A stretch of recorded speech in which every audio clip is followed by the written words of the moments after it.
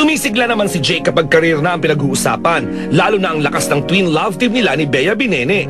Kaya nang lumabas ang balitang ume-eksena daw si Derek Monasterio kay Bea, inamin ng birthday boy na nagseselos siya. Okay lang sa akin.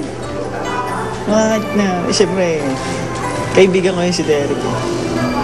Medyo may onting selos kasi matagal ko na rin kasama si Bea.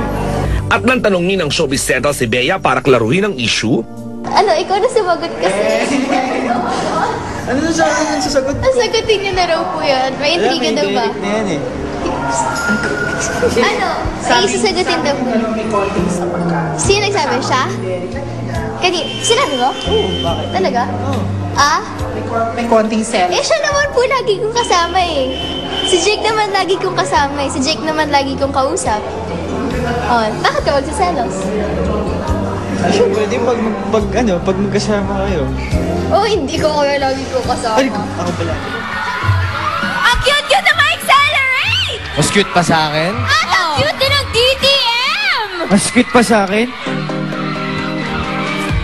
Pwes, pare, ganun ha. Ito naman ang mga cute para sa amin ni Jake, di ba? Oo naman, bro. Di ba? Ito talaga maganda. Alam mo kung sinong crush ko doon?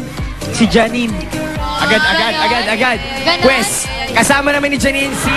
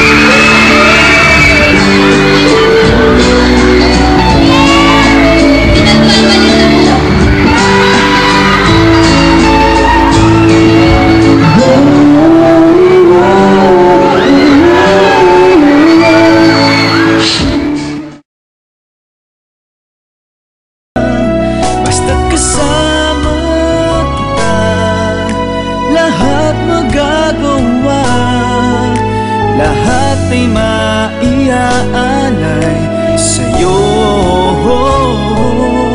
Basta't kasama